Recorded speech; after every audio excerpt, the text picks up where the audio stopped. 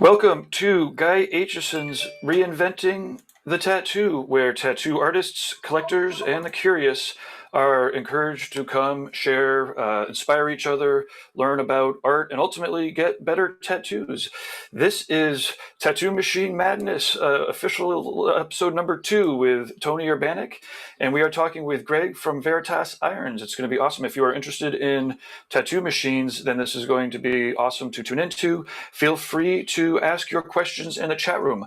Not sure where you're beaming in from. We have this going out on like YouTube and Facebooks and I think even LinkedIn sometimes. But the best place to always catch all of the live programming and the replays will be at the Reinventing the Tattoo app.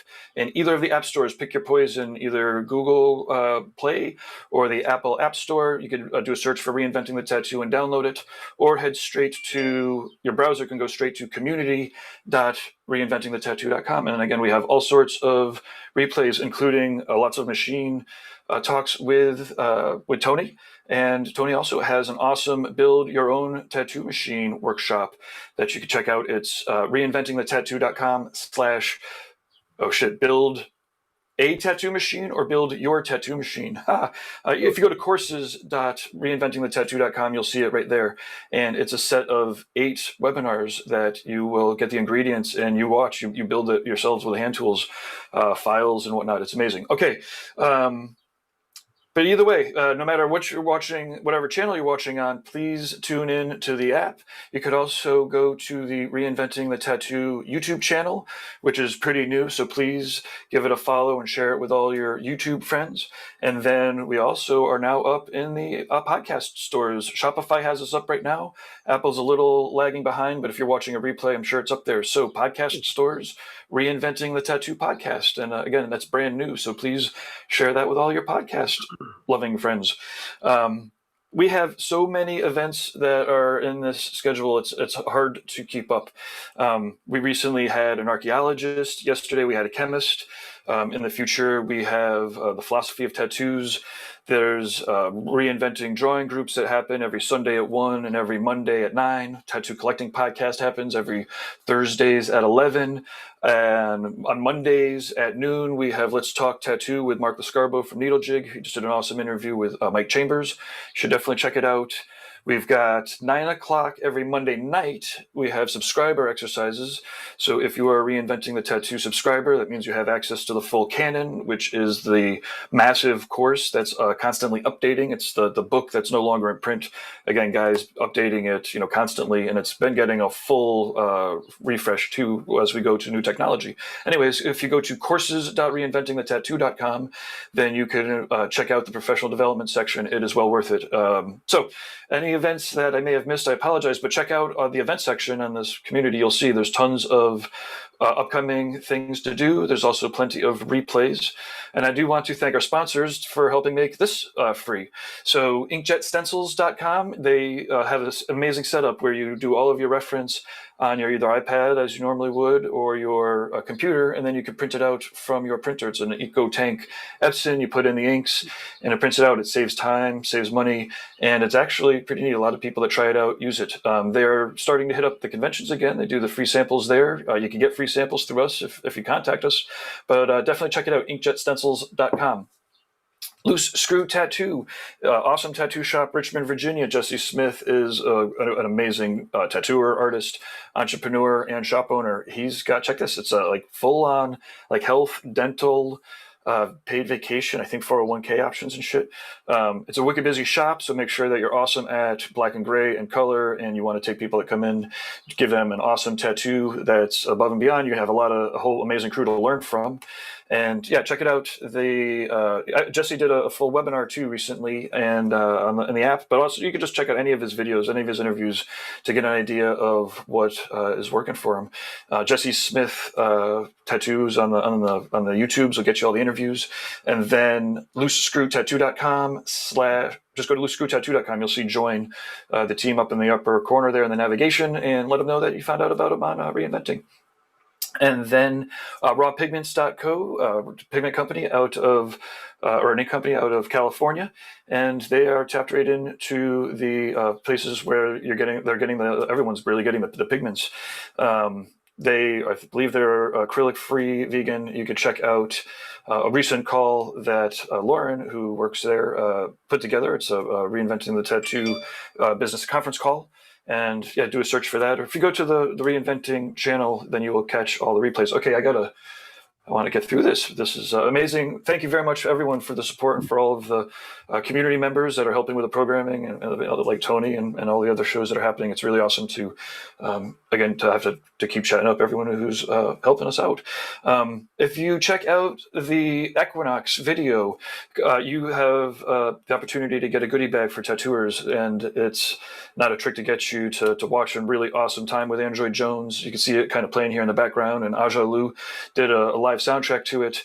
It just happens to be the only place where the form for this goodie bag is. So if you go to reinventingthetattoo.com/equinox, sign up for your free ticket. When you get the watch page, you could enjoy the full hour and a half. We suggest playing it big and loud.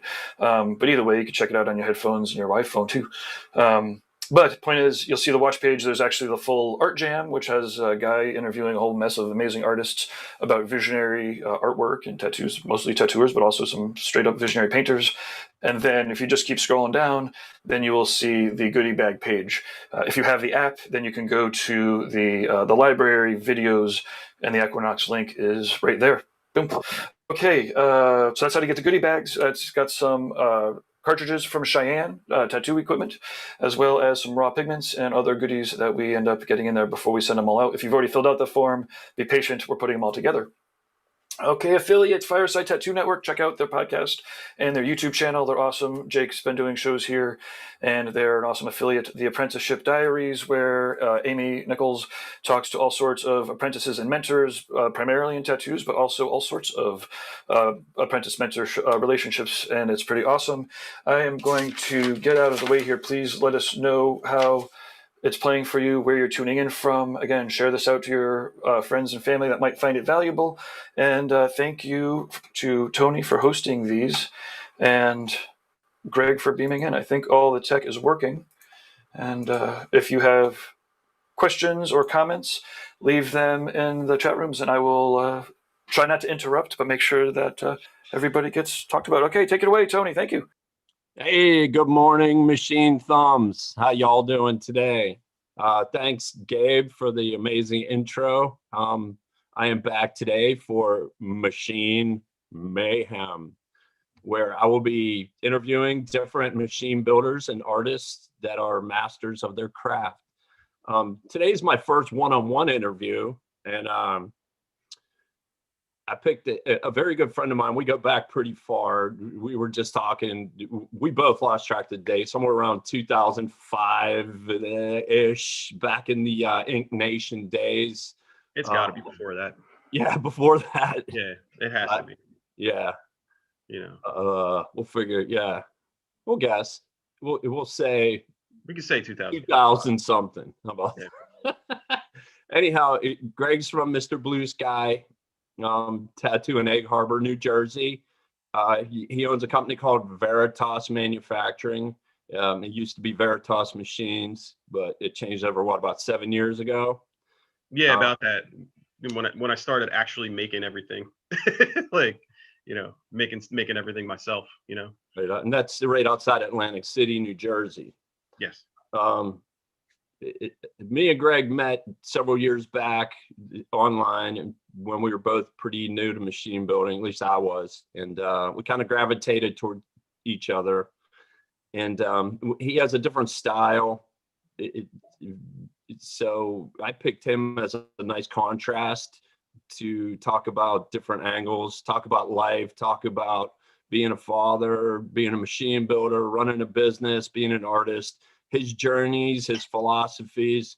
And yeah, with that, Greg, you want to tell us like about your humble beginnings with machines and your influences and whatnot? Let's get us going.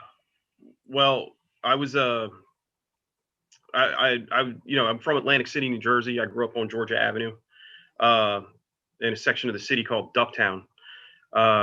When I was maybe 19, 20 years old, there was a tattoo shop that opened up in the neighborhood. It was Philadelphia Eddie's Tattoo. Mm-hmm. and I started hanging out there, getting tattooed, and then I was a bellhop at Howard Johnson, and like like whatever, like I remember going into the shop one day, and the lady there was like, when do you want to start apprenticing to tattoo? And to me, I was like, I never even thought about tattooing as a thing that I could do, and then that was it. And then one of the first lessons about tattoo machines was, here, take this Spalding and Rogers machine apart, or take this this, what was it, a swing gate, like a National swing gate or something apart, and and you got to put it back together correctly, or you're not going to be able to tattoo correctly. So how old were you about then? I was about I think I was about 22, 23. Okay, and you're how old now? 44. Yeah, to give just for reference. Okay. Yeah, fine. Okay. So was it Eddie that handed you your first national kit? No. It was a guy named Petey.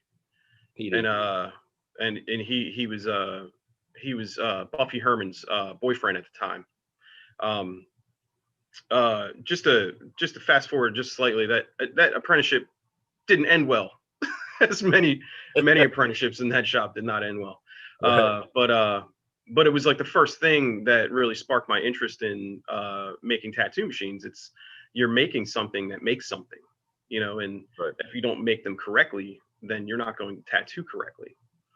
So in my mind, I was completely fascinated with them, completely obsessed with them from day one, from Jump Street, and that's why. Did you have any background in any sort of mechanics, like coming from a bellhop? You just went straight into tattooing? Nah, I mean, like I was, pretty much 100% skateboarder back then. Like I was like, I rode for, I was on Flow for Pal skateboards and skating all the time since I was a little kid. I grew up in Atlantic City skating.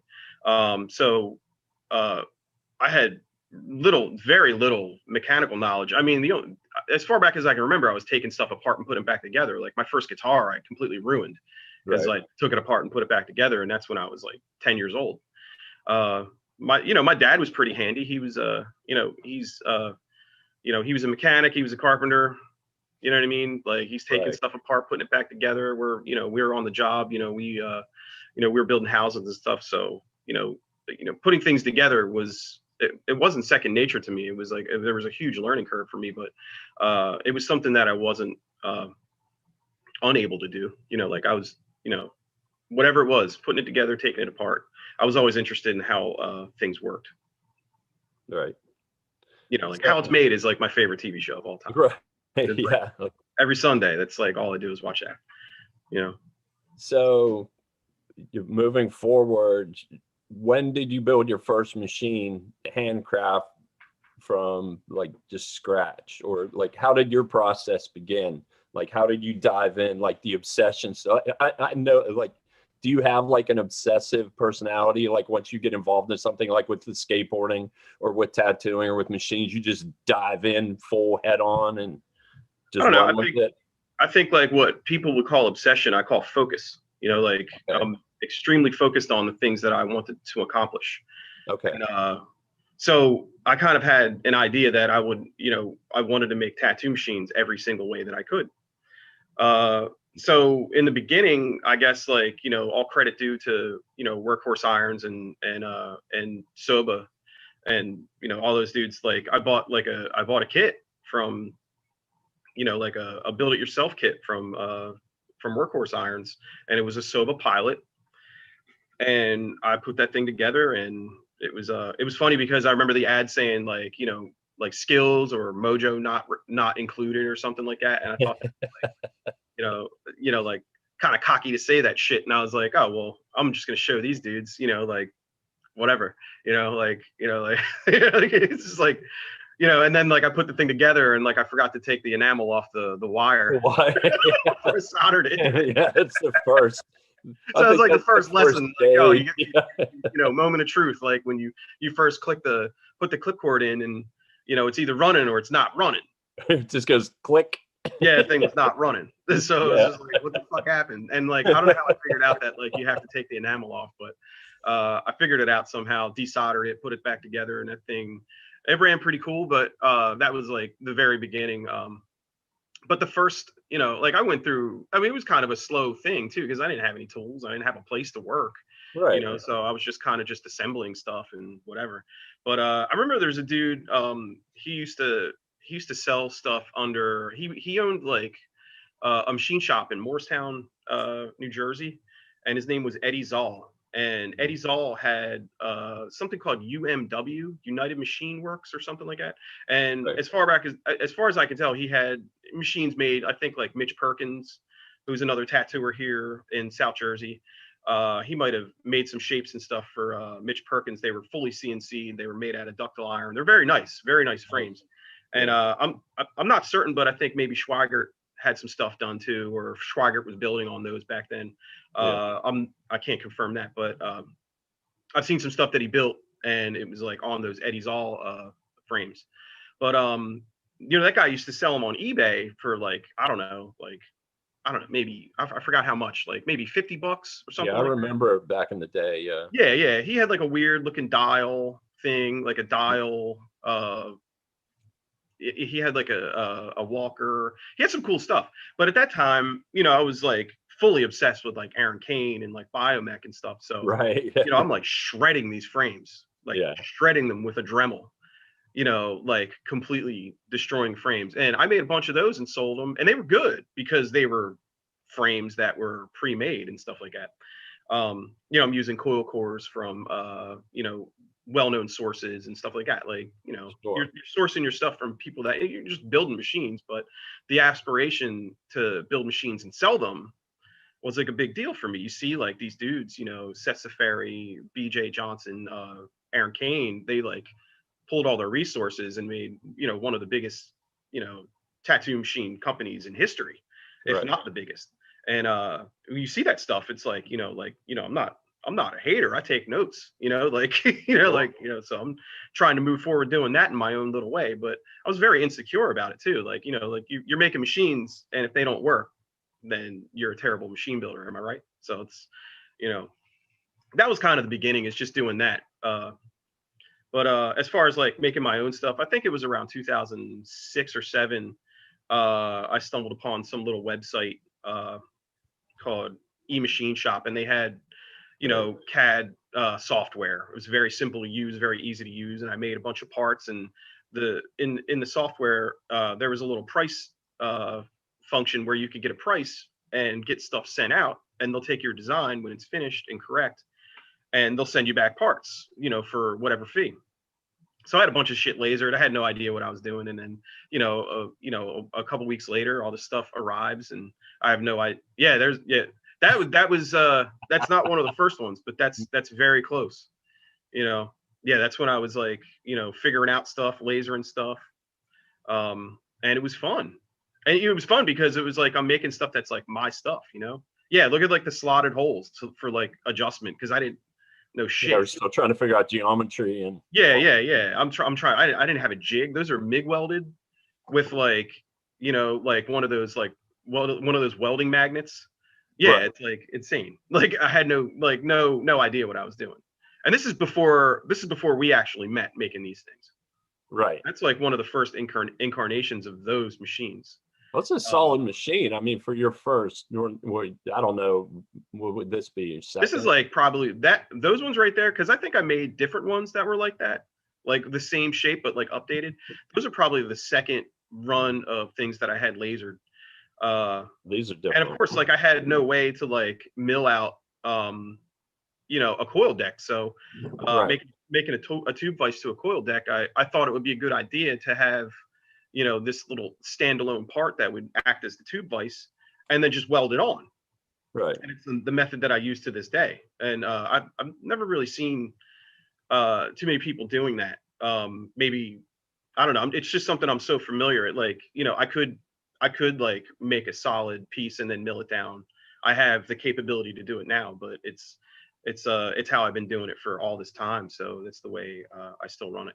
But yeah, getting back to like the CAD thing, like, learning how to draw stuff on CAD was a big deal to me. Like I didn't know anything about it, and that program made it kind of easy. I know there's like really really nice CAD programs and stuff that's like you could use, but the end result is the end result. If you're making a 2D part, then using this simple little program to design your parts worked out great. I mean, at least for me anyway. I don't know anybody else that used it, but it was I was just trying to do stuff that was like my shit, like you know what I mean, like like what's the point of your like, way? Yeah, like what's the point of being an artist and all this stuff? There's like, and don't get me wrong, you borrow along the way and all that stuff, but like you're constantly searching for your own identity in everything you do, if that's the way you are. I mean, I think that's the way I kind of always was. I always kind of felt like an outsider and everything. So feeling like an outsider in tattooing, and especially machine building, I was very, very insecure and very, very kind of scared to like show people what I was doing. So I kind of fly under the radar. I kind of do the same thing now. Like I fly under the radar. Yeah. Like I don't really like to put myself out there too much, but I was going to say, when you put yourself out there, you're subject to criticism. So it just depends on you, how you cope with that criticism moving forward.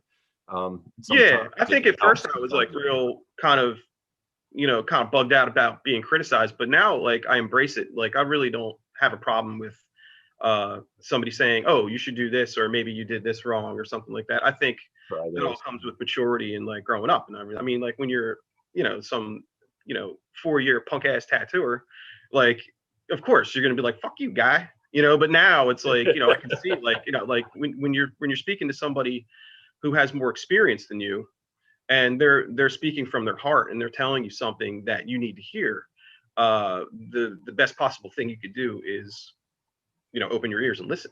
So now it's different, and now like I fly under the radar because it's like like I don't know, like it's just how it is. Like I don't really care. Like you do it for you. I'm only concerned with what I'm doing. I mean, not that like I pay attention a little, but I don't. The main goal is to like. You guys there? Oh, would you? Oh, yeah. The main goal is to like make the machines. Selling them is like cool, but like I'm obsessed with like making them. Yeah, I see that you have a bunch of different new styles I haven't seen in a long time on the page. Gabe just pulled up. Oh yeah. It's funny. I have a ton of those sitting right next to me too. like I got the same machine. What is the oldest thing you have with you? Yeah, I have some with me. Yeah. What's the oldest? These are last year's. I haven't really updated that in a while. Right. And this past winter. Oh well, I mean, this whole year has been insane to say the least. I think everybody knows that. That doesn't need to be said. But sure. One of the things for me was like I got stuck doing crazy walk-ins since like July, and it was like crazy busy in the shop, and I'm losing it trying to like do all these walk-ins and stuff. So in December I had enough, and I took like a whole month off and just built machines, and in that month I produced a lot of cool stuff. And I'm still like working on a lot of stuff. I don't get to, there isn't any real assembly and building and tuning right now. It's just making parts. I've just been making parts, manually and stuff. And it brings great satisfaction to me to make the best possible stuff that I can make without having to use CNC and stuff, or laser and everything handmade now, or at least like as close. I'm just using what I have. I've always just used what I have. That's what you have. Sure. I've seen you grow through the years and update your tools and expand and learn more. And you've taught me a lot. I remember when you first started plating, and I called you up and I was like, "Hey, how do you do this?" Oh yeah, plating. I remember when you bought your mill. Yeah, your big. Oh, mill. I had that. Yeah, plating stuff was crazy because, like, I mean, in this day, and I mean, all you have to do is just like. All you have to do is look on the internet. You find pretty much anything. And I didn't have like a plating kit. I just tried to figure out how. Like I bought like a Radio Shack power supply, and I'm like alligator clips that are just deteriorating in the fucking solution. A couple rods of nickel from the metal supply, and you make a cathode and you in your anode, and you're like, breathing in cat piss like nickel stink, and I probably have cancer from that shit now. Like. but it was hilarious. I was like making this stuff, and like I remember, oh dude, I remember this, man. It was so fucking great. Like I remember plating this machine, and you're checking it out, and you're just going like this. You're like, what the fuck is this? It just looks like stainless steel. You start rubbing off the plating, and I'm like, oh, like, fuck. Look, it's just coming off. It's like, oh fuck, man. So that was a big deal for me, because it was like, like I was all proud of it, but then like, your heart sinks when like someone. I'm sorry I ruined the moment for you. It's great though, because it's like, yo, man, fucking get some acetone, clean off your surface, buff that surface clean, make sure it's nice, and then plate it. You got to make like, I found out like you had to make like a copper strike plate first or something like that. And I think that was the thing. It was sticking, but it wasn't staying, So yeah, if you there's this stuff you can get. It's called root kill, I think. And man, this is years ago. Like you go to Home Depot and get these little crystals. They're like I think it's copper sulfate. And you take copper sulfate and mix it in a solution of warm water. And then anything that you rub, like if you rub steel with this copper sulfate solution, it will turn the finish copper. Yeah. So like if you do that first, like, the nickel can only stick to copper, it won't stick to steel.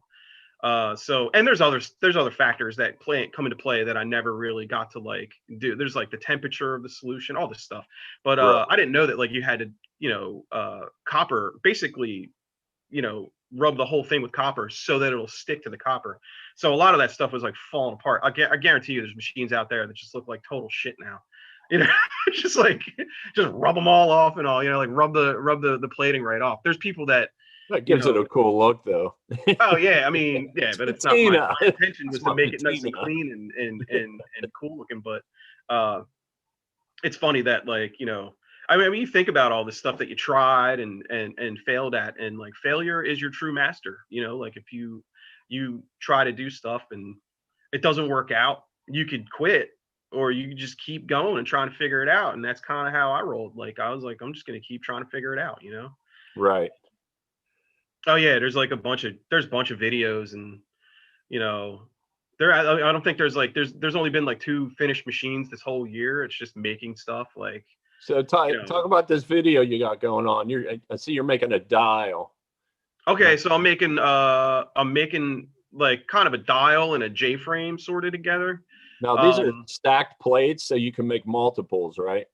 Yeah. This is like a jig that I made a while back, and you put like 10 1/8 inch by 3-inch wide plates in there. And what I do is like I can well, I'll just give you the short version of it. Like sure. For instance, like like if you look at this, there's this is basically the design of like a little walker that I'm doing. It's a shorty walker. Yeah. I'll be making these next week. So I take this design that I made in CAD, on this dumb CAD program that I have that I've been using for like, I don't know, 15, 16 years, however long. And you print it out, and then you transfer that pattern from the paper to the piece of metal, so that like you could dial in, you can indicate exactly where that that end mill is going to land. Yeah. And then in doing that, like I have a crappy mill. I have like it's like a Harbor Freight mill drill or something like that. It's like the only thing I have room for. It's like, it's still pretty diesel. Like it weighs about 700 pounds or something. But is that the little bench top like I have too? No. It sits on. I was gonna say mine would never be able to push that. No, but it's a good mill, and if you can find them, I don't think they make them anymore. But it's a good mill for doing what we're doing. But I don't think it needs to be said that if I had the room and the power for like a Bridgeport, like you could get the job done so much easier. Like there's guys that have those that like I'm very envious of. And I would love to have something like that, but I don't have the room for it. So, and I don't have the power for it. Like, cause I know that you need way more power. You need like a line drop like to your shop. 1-2 phase. Yeah. So basically, what I did was like Facebook Marketplace. That's where I got the mill. Or no, I got the mill off Craigslist. But Facebook Marketplace was great because I found a Bridgeport, like a 15-inch Bridgeport rotary table, like a huge rotary table, Nice. so that Yeah. you can make radius cuts. But yeah, they're So not. I figured out, that like I went to go get this thing. This thing weighed at like 200 pounds or 150 pounds. It was crazy heavy. I threw my back out trying to get it on my mill bed. It was insane. So I have this thing now, and you dial it in, you center it, and then you start to like, and then when you're making like a radius cut, Mhm. you indicate, once you indicate the center of the mill to the center of the end mill to the center of the rotary table, then you can indicate, just drop your mill, Strike in points the for your center of radiuses. Yeah. in the center of like the radius where the cut is, and then then you can make these sweeps, you can make these cuts.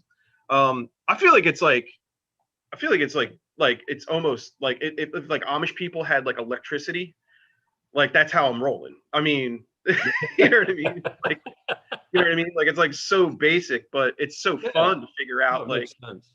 you're making these you're making these splines and stuff, and you're making these cuts, but you're really only working within the parameters of what's available to you. And I think it's fun. Like, I think it's fun to try to figure this stuff out. I mean, I can very well, Right. like, design some stuff in 2D or 3D, have it sent out, have perfect parts. And that's something that a lot of people do, and I'm not a hater on that. I think it's a good way to make machines if you try to make like very precise things, which we're all trying to do that. But to try to accomplish that same thing the way that I'm doing is like it's like a lot of people don't do it, and it's for good reason, because it takes a lot of time and a lot of patience. And I'm not sure that I have a lot of time, and I'm definitely not that patient. But when I'm focused on something, I'm focused on it, and Right. I think it's fun. It's more fun for me to do it. It's like, I don't know if it's like some kind of it doesn't relax me at all. It makes me No? insane. You know what I mean? But Like, there has to be a balance there. When I build machines, I do it very primitive and it's very therapeutic. yeah, I'm not. Yeah. It's not therapy for me. But there Once it's is accomplished, that it's over. line. There is that line. Like, you mass produce your parts, not like mass quantity, but you do, like, you'll do Yeah, how. yeah. I mean, typically I don't make more than 10 of anything. But I I've mean, if seen I make a you. side, I only make 10 of them. Oh, I did X amount of base plates a day. I did X amount of spring shelves. Personally, I can't work that way. I have to do one machine at a time, front to back, end, painted, put out, bang. Yeah. I have a really hard time doing what you do. And I could understand, yeah, there's a handful. That's not Yeah. 10, dude. That is not. Oh, well, that's 20 then. Well, but the thing is, all right, well, the thing about that was I could fit 2 images on one 3-inch by 1/8 inch piece of metal. Oh, okay. Yeah. So all you have to do is just, you take that stack out and you flip it, and you make the same cut. I go cut by cut. Yeah. So yeah, like, there's a lot of stuff like, I mean, I'm talking about like sides and stuff, like, so like there'll only be like, there'll be like 10 of these little Jonesies, and that's it.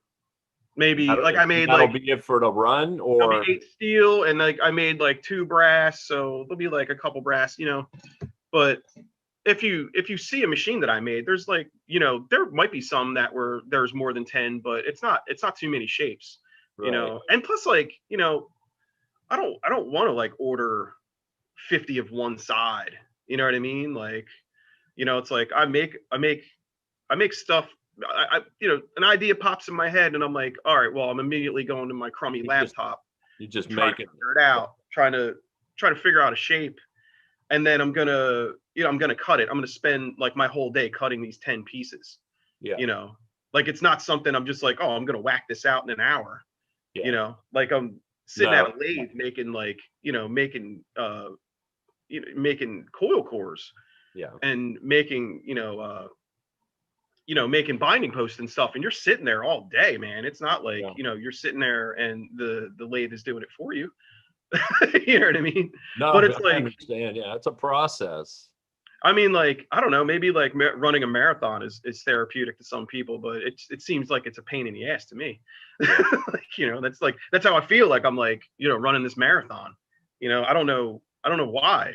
I don't even know why. That's what, like you said, that's why it's called Tattoo Machine Madness, because it's madness. So Like you have to have your fucking head examined to like make them. Like for real. You know? I call it obsession. You Yeah, call yeah. it focus. I call it focus. That's like But it's anybody that has like any kind of mental health issue has this,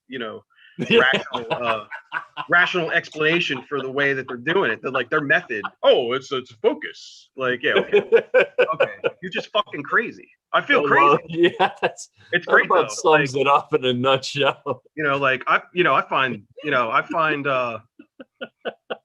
what is it? Explaining your diagnosis away. You find peace and solace in the center of the storm, and that's kind of like how I feel like that's how my whole life is. Right. I can relate. Yeah, I can relate. That's your little bit of focus. Yeah. It's fun, man. I don't know. Like I don't sell a lot. It's not like I'm doing it for the money. It's just fun. Right. Like making tattoo machines is fun, and that's what it's always been. I mean, there's been times where like I've had distribution all over Europe and had distribution in America, and big time people wanted to sell machines for me, but that's over, and I'm still doing it. Like it's not about the money for me. I mean, it's fun to sell them, but it's fucking nerve-wracking too. Like like if it it's a doesn't lot of pressure to build in quantity. We've had that conversation through the years where there was a flip-flop in the way I did things, and then it kind of torch passed to you, and you got caught up in that same momentum when we were doing mass distribution, when we were selling through Kingpin. Oh yeah. And then through some European countries, like we were getting orders. We were doing 50, 100 machines a month. Yeah. And just the love was ripped out of you. It wasn't that one-on-one. You're just doing productions, and you're making them as fast as you can. And you want to talk about that eye of the storm. We were just in the storm, and we didn't even get to the eye yet. It was just chaos. Yeah, it was fun, but it was a different time. I remember this. I remember you making all these steampunk machines, the gears and all that stuff, and they're really, really cool. I think like you leaned more towards like the Bernard Bernard's Garage sort of look. And a lot of guys did, Sure. I kind of like, like I was very heavily influenced by you with a lot of stuff. But one thing that I remember you making all these one-offs and stuff. And I remember saying to you, I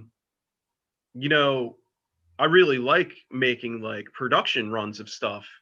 And you were like, well, why? Because it sounds crazy to have to do the same thing over and over again. And then I kind of was like, well, the challenge is to make something over and over again and have every single one of them be perfect. Refine. And that repetitive motion, like repetition is the path to mastery, in my opinion.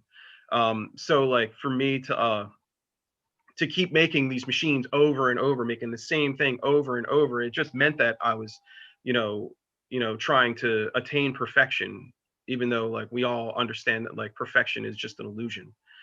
It's like it's a fool's errand. Like you just keep making stuff. The one-off for me, and like I don't really agree with like losing any love for it back then. I think I was in love with making the same tattoo machine over and over again, just as much as I'm in love with making. I think I love it more now because I understand how easy it is to, not easy, but it's like there's a certain amount of skills that get put aside when you're just like getting them lasered or getting them CNC'd. And it trust me, that shit is all great. I think anybody who's making machines, as long as they're great machines, make them. Who even cares?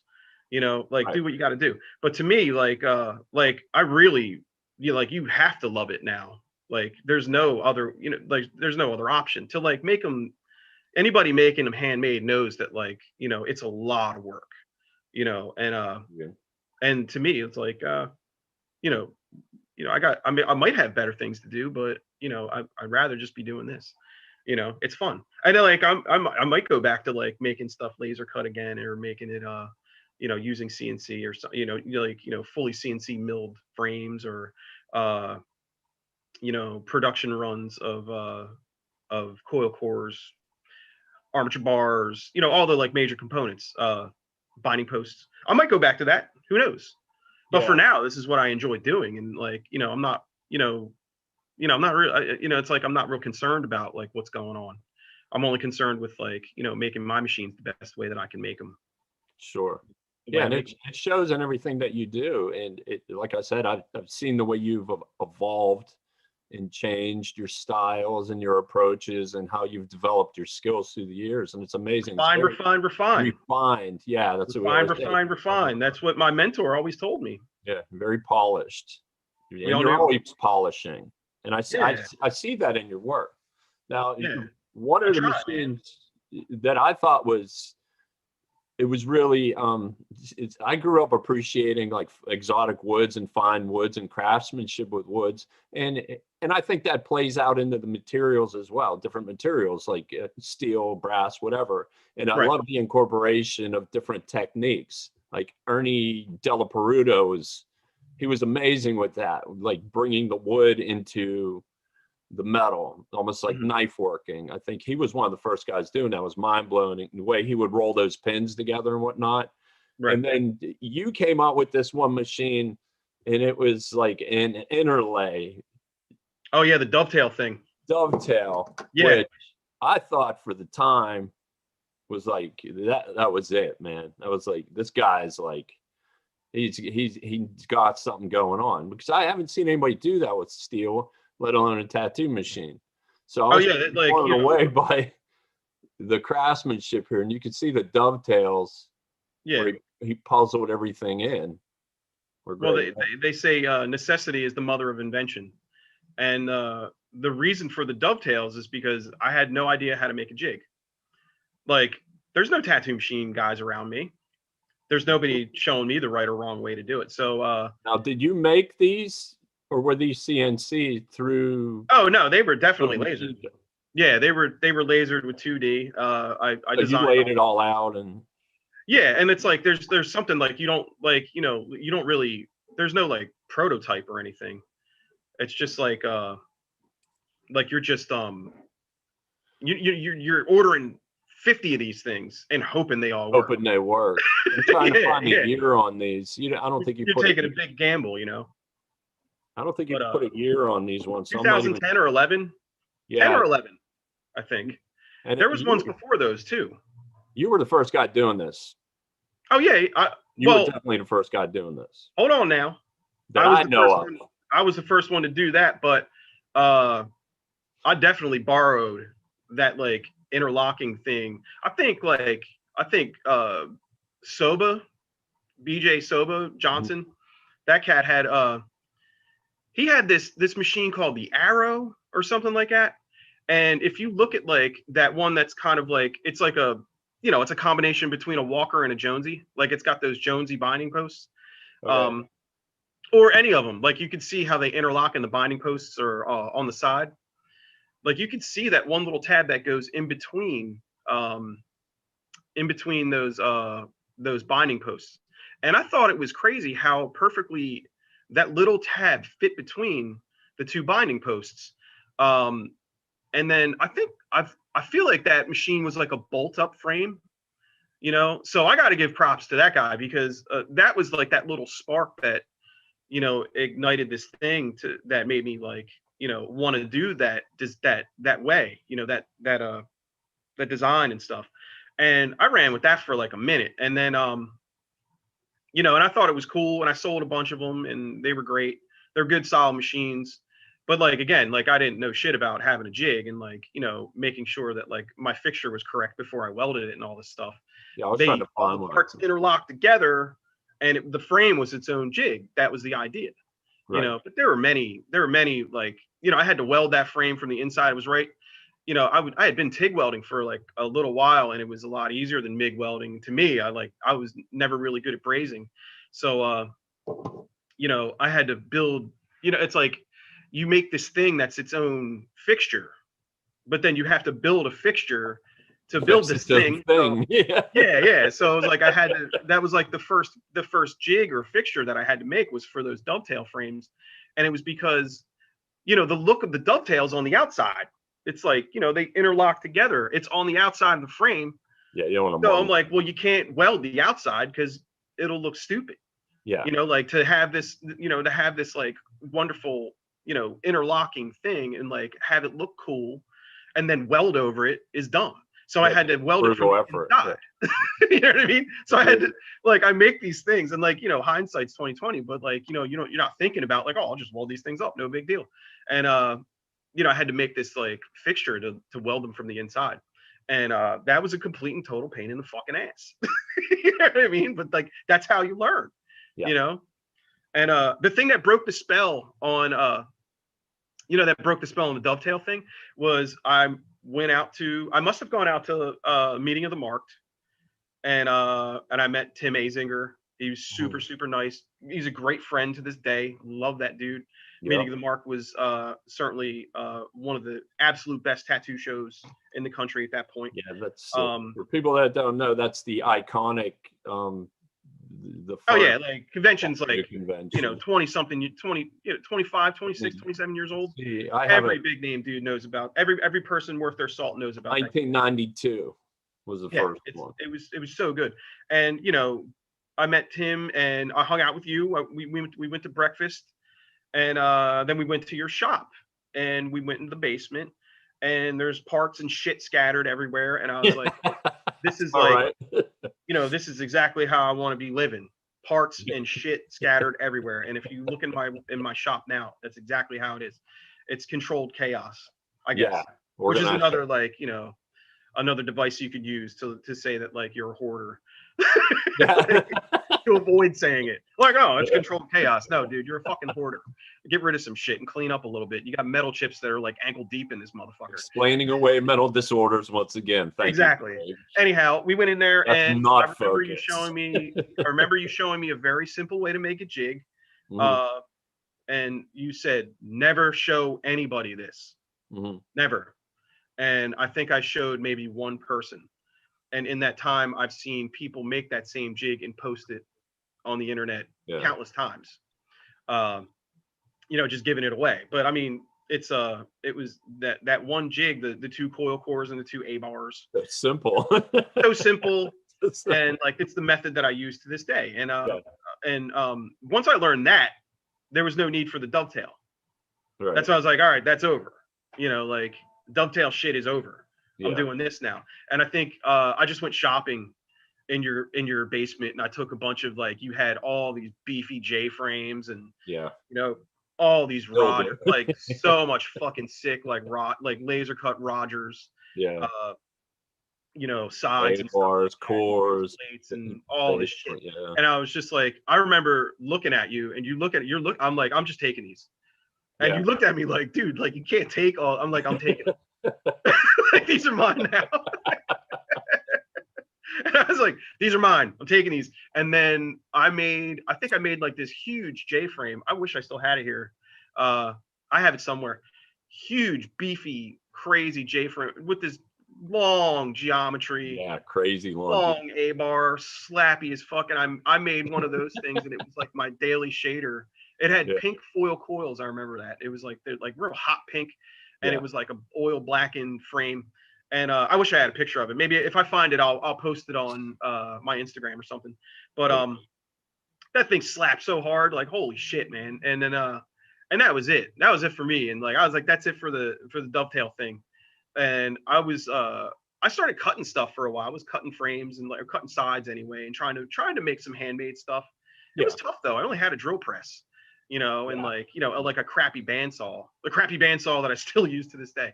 But, you know, and like, I didn't know much, but I knew that there was like, that was a turning point for me to go from, you know, it to me in my head, like, it legitimized something. I was like, oh, okay, now I can make this jig. This is the first jig. And then I'm making this, and now I can make these things because of this jig. And to me, it sort of legitimized it in my mind. You know, like, it made it more legitimate to be able to make these machines in a more precise manner. Changes your perspective. It shifts your perspective, and it opens up doors for your creativity. So it takes you in another direction. Oh, like, you close the door on the dovetail. You did that, and then you stepped into a new direction. Oh, dude, I wear shit out. There was a Evolution. time, I mean, like I made only shorties for 2 years straight. Yeah, yeah. That was just recently, like a couple years ago. It was like shorty, shorty, shorty, shorty, shorty. And then And I just made like, I think like 10, like 10, like a collection of 10 parts. Yeah. And this is what the new, I saw that. Yeah. Yeah, this is like the new I saw that on your coil page. deck is gonna look. And I'm real excited to put these out, but then it's like I only got 10.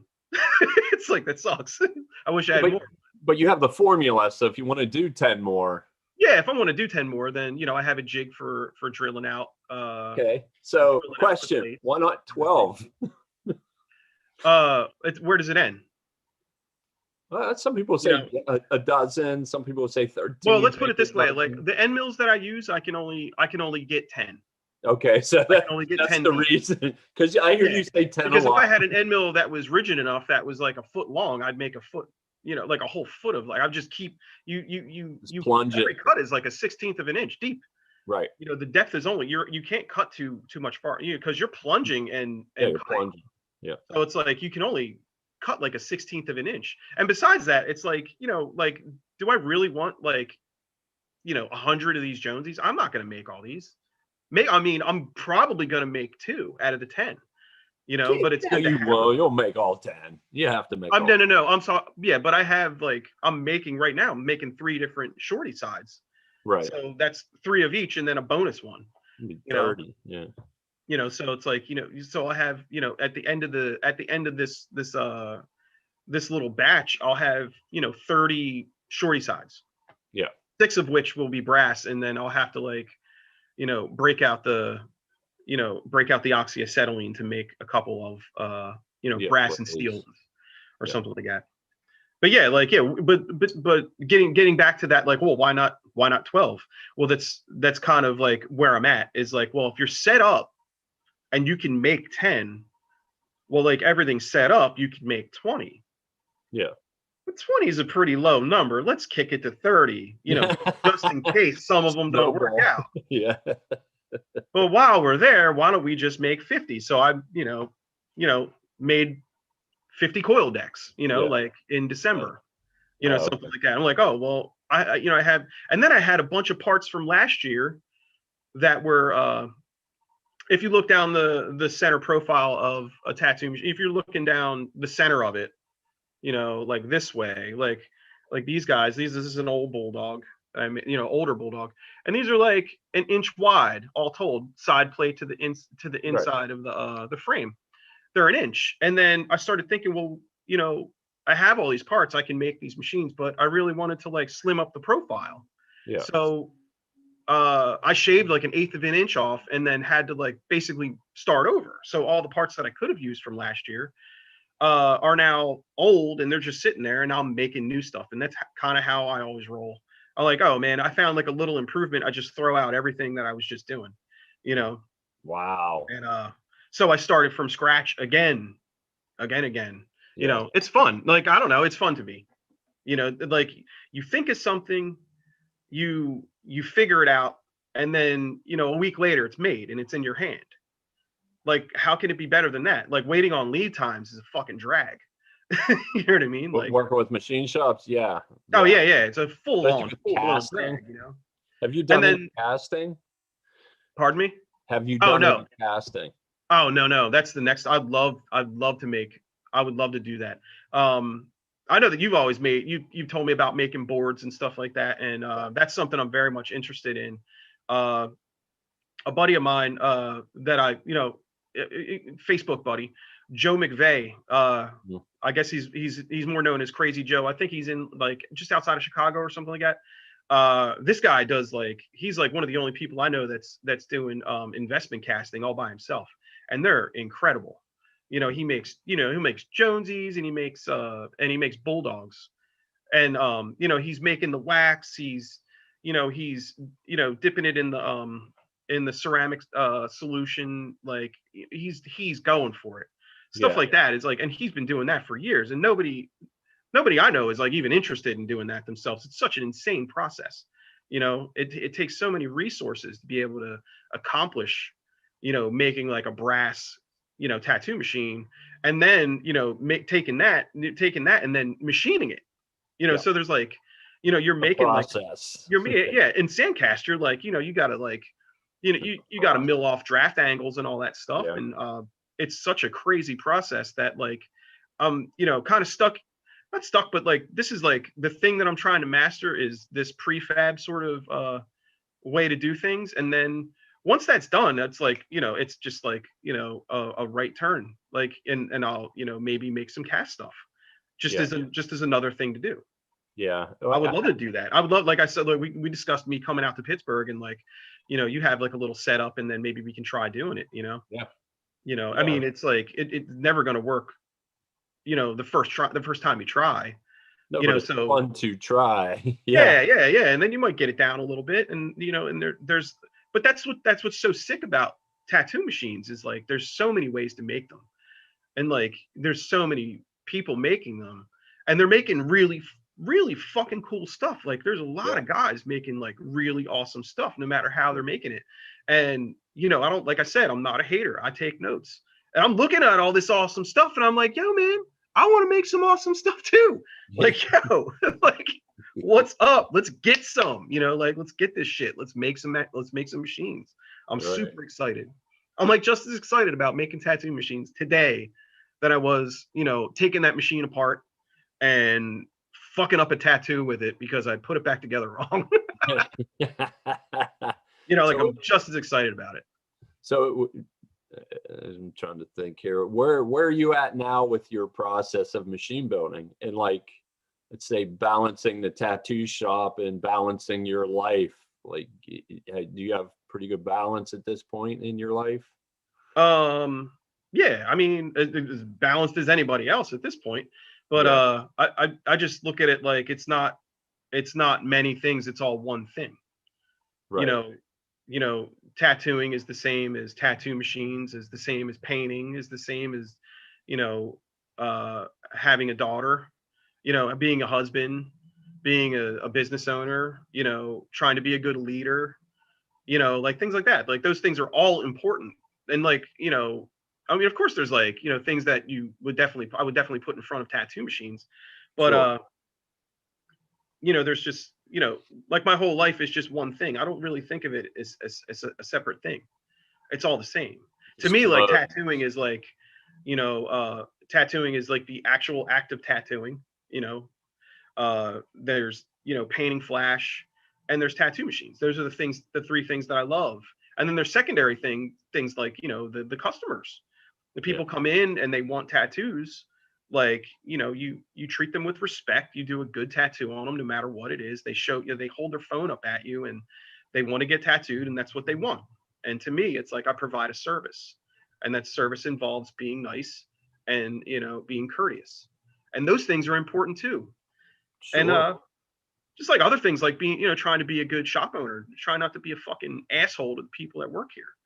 Like, trying to set an example for them so they can do good tattoos, or like, handle things. So that's like all they have to worry about is tattooing, like going to work and doing their best, all those things are like, they're just like one thing, it's like, it's just one tiny little part of the microcosm. Yeah, it's you. Which is my life. Yeah. Those things are all important. And like I said, there's some things that like, obviously being, being a family guy and being a husband, and all those things are more important, but one thing can't happen without the other. Right. It's important to me to always put your best foot forward and always be upright and honest with people. Those are the things that are important, I think. Well, I agree 100%. And you said the shop's doing really strong now. You're super busy. All the stems are coming in. People are going nuts to get booked up. Well, it was nuts. It was nuts since, like, I don't know, before a year ago, before all this stuff, it was like going crazy. And then we got shut down and all that. And then when we came back, it was bananas. Yeah. It was bananas. I mean, like, like, I don't know anybody that was like, not tattooing at that point. I mean, it's November. We were going crazy. That's like I said, I had to take a month off. I was like, I can't even do it. It's like, I need to chill with my kid and my wife, and I need to make tattoo machines. Right. And, I need to like decompress a little bit. And then, I came back in January and, it was going nuts again. It was crazy. I don't really know anybody that's tattooing right now that's not losing their mind, When COVID first hit last February, late or early March, were you go, and then it was just stop? We had to shut down. We got shut down. I made pigment for a month. Really? Okay. I mixed 32 colors. I so lost you kept going. Dude, I don't stop, man. Like, right. I love tattooing, and that's another thing is like making pigment is like, it's fucking crazy. Yeah, you do it all. You do every angle of tattoo. I do most. I mean, I don't know. Like, I like to be self-contained. Sure, self-sufficient. If to me, like, the more things that you have, like right in front of you that come from you, the better. Like, if I could make my own needle, if I had time to make my own needles, I certainly would. But trying to find good pins and good bars is another thing. Luckily, I have a really good source for needles. And the stuff that I use is really, really good. So like I'll use that. But if that ran out, like, I mean, I have pins from 20 years ago that like you got to make and solder your own stuff. Yeah. But making pigment, like I just there's not a lot I'm going to say about that, but like I'll tell you this, like I made a shit ton of it. I stocked up. I had the time. Yeah. I'm blowing out fucking rainbow boogers for like a week. Yeah. And I stocked up, because I had the time to do it. And I think after a month of that, like, I was painting a bunch. I made like 6 sheets, and that was cool. And I was making a bunch of tats. I had just come off of making like a ton of machine stuff because I was getting ready for the Skindustry convention in Allentown, Pennsylvania, which my buddy Steve Lemack, he runs that one, and it's a great show. And I was getting ready for that. So when I do that convention, I usually sell a bunch of machines. So I was getting ready for that, and then that got canceled. So I'm like, I was like sitting on machines, like, all right, well, I have machines. What am I supposed to do? So I just started making pigment like a crazy person. And then we came back to work, and it was chaos again. It was like jumping right back in. Right. Only it was like, in our area, I think like, it was like, people are trying to escape, the cities, and we're in between, we're, an hour away from Philadelphia, and, maybe 3 hours from New York City. And Atlantic City is typically a destination, for vacationers in the summertime. So people are trying to cut out of the city. So they came down, and there's no bars open. The casinos are closed. There's no restaurants open. There's nothing to do except get tattooed. And I was just like, nothing wrong with that. It's like, they say like make hay when the sun's out, and I mean, there was a lot of dudes, a lot of tattooers that stayed on unemployment. Yeah. They didn't even come back to work.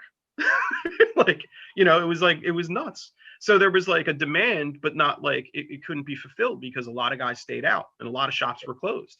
They stayed closed until like August, and we were like, just crushing tattoos, business as usual, and for that, I feel like I'm very fortunate because, that's, if you've ever gone through like the slow seasons or the slow years of tattooing, like, it's a rough thing to have to go through if you're not like some big name dude, or you're just some regular street shop guy. That's what I am, you're sitting around, twiddling your thumbs and, hoping, you can, make some money so you can pay your mortgage and some, you pay your rent or something like that. And if, you have a situation where there's like people, like the floodgates open up and you're tattooing like every goddamn day, you better like, buckle up and do it, Get it. So fortunately enough for us, that's what we did, Yeah. Well, we come from the 90s era of tattooing where there weren't many shops, and we were more street shops. We weren't focused. We weren't, like, for myself, we didn't specialize in just one thing. We did anything. Somebody walked through the door and want a name, we'll do a name. Somebody walked through the door and they want a mole put on their face, we do a mole. Somebody wants a portrait. Like, you had to adapt to each style. Right. Yeah, And, of course. it seems to me nowadays people just focus on one style. A lot of people focus just on one style, which there's nothing wrong with that. But we understand what it's like to hustle. Yeah. From that generation, street shop. Sometimes you had to sell tattoos. A lot of times, like, I mean, that's what it is. You're selling tattoos. If you're a street shop guy, that's how it is. Like, you're trying to, give the best tattoo that the person could have. Sometimes they come in with an idea that's not exactly the greatest idea, the greatest placement, and it's our job to like steer them in the right direction. But I caught the tail end of the 90s, and I started apprenticing in 99. I started tattooing at the end of 99. But I was definitely in the shop for that same time. And like, you walk in the shop and there's JD Crow flash, there's Adam Kaplan flash, David Bolt flash. Oh God, I mean, when Tattoo Johnny came out, there was all that Tattoo Johnny stuff. I mean, Cherry Creek, Little Vinny, whatever, all that stuff. Little Vinny, yeah, like all that stuff. There was like all kinds of really, really crazy. Frank Lee, like fucking Frank Lee flash, like if you got everywhere. Frank Lee flash. Oh my God. We had all the 90s, the hot shots and early 2000s stuff. Dude, I guarantee you, I did every butterfly on that Adam Kaplan sheet. Like every butterfly. Had to have. Kanjis all day. I didn't even use a fucking liner. I'd use a 5 mag. Just like, I wouldn't even line them, man. 2 minutes and they're done. It's like, bing, you're like, bing, done. And I was like, when I was working for, I had left the shop that, I got fired basically from my apprenticeship and tattooed out of my house for a little while. And then I was tattooing for a guy named Keith Titus out in Hamilton, New Jersey. And it was out in the middle of like blueberry fields. So he had this little shop and he was crushing tattoos. He was booked up 6 months. And he had this little shop called Exotic Body Works. And I was the first employee there.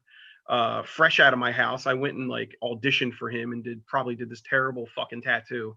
And he kind of shaped me and molded me into what I am today, because he needed a walk-in guy. And being like some little ghetto like skateboard kid, I had never seen walk-in money.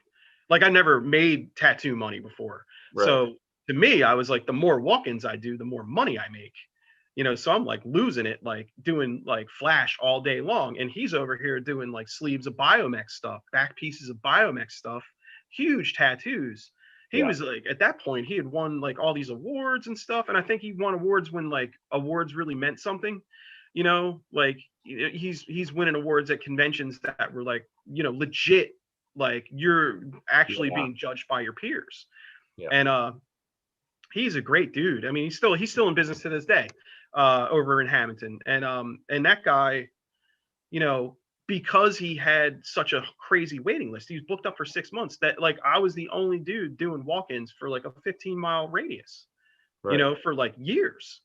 And I mean, I got kind of booked up too, but I always saved time for walk-ins and stuff. And that was like, it was always important for me to be able to do. I mean, like a little tiny tattoo turns into a sleeve.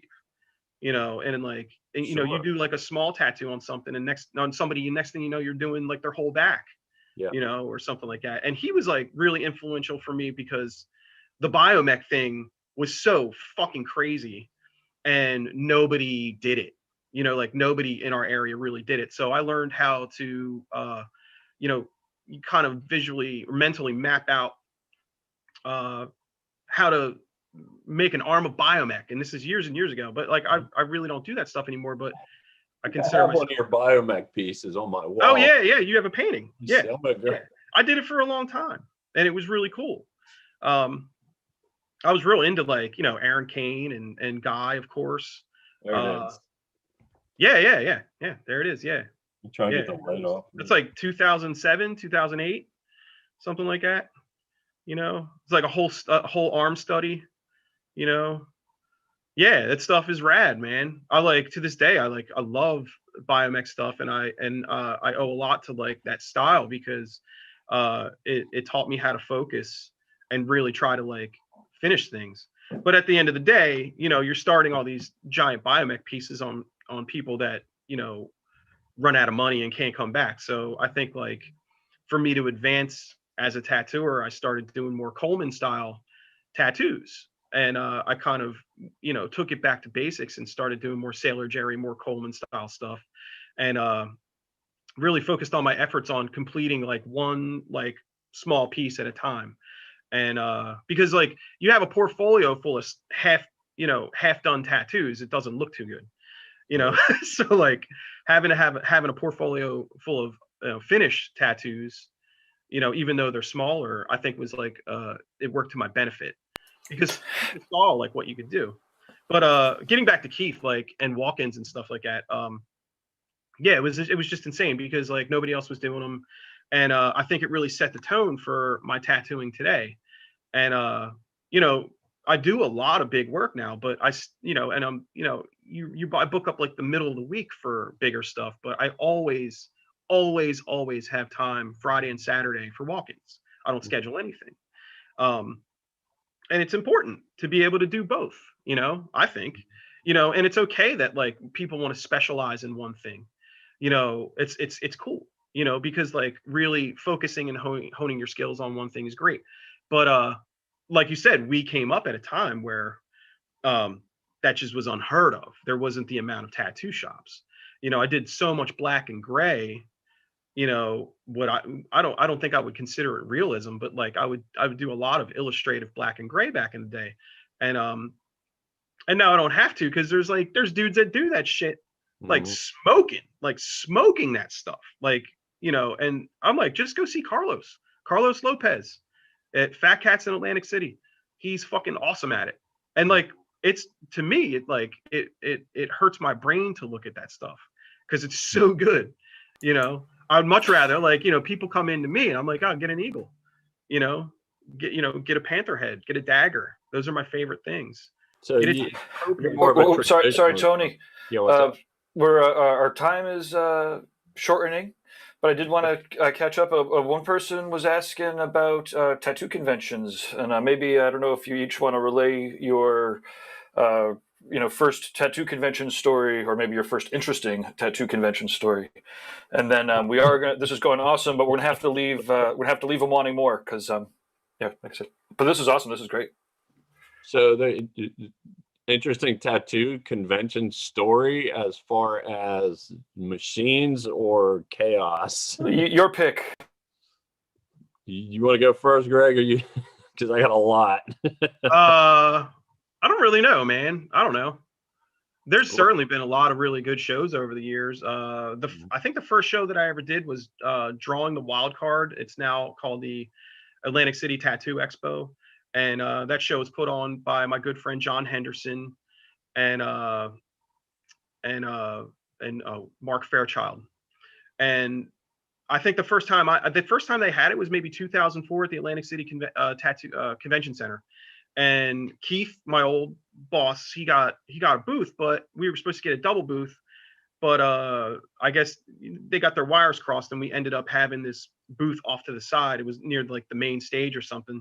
And I remember tattooing and listening to, Motley Crue's Kickstart My Heart fucking a million times that day.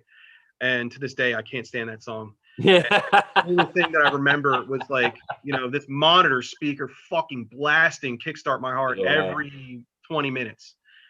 I didn't hear any other. It was insane.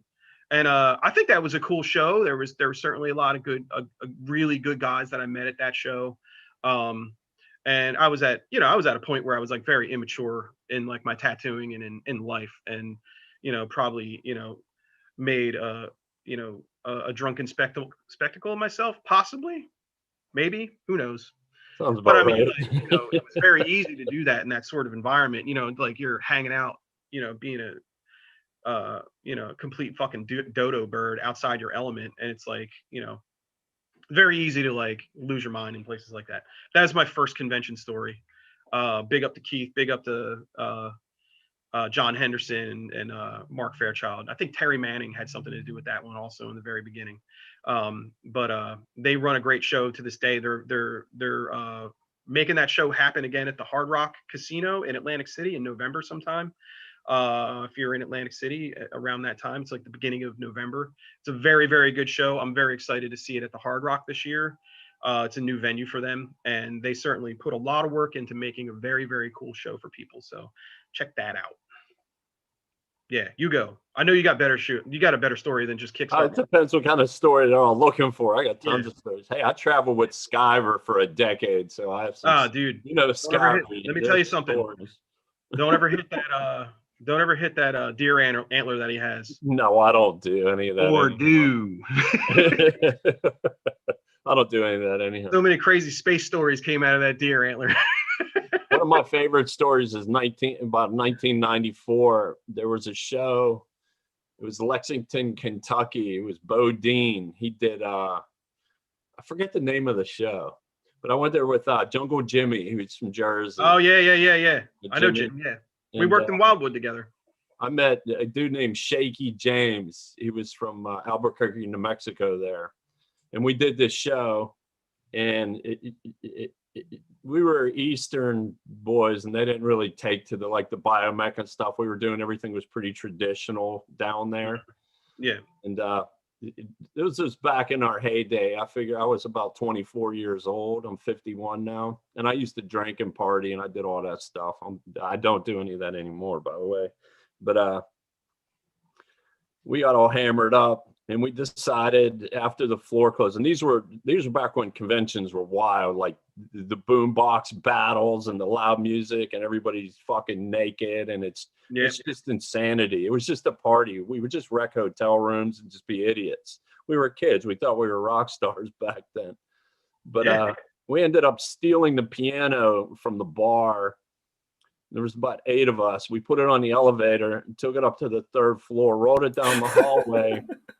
Put it in our hotel room, and then invited everybody off the floor into our room and partied all night. So there's a knock at the door about 3 a.m, and we're like, oh, fuck.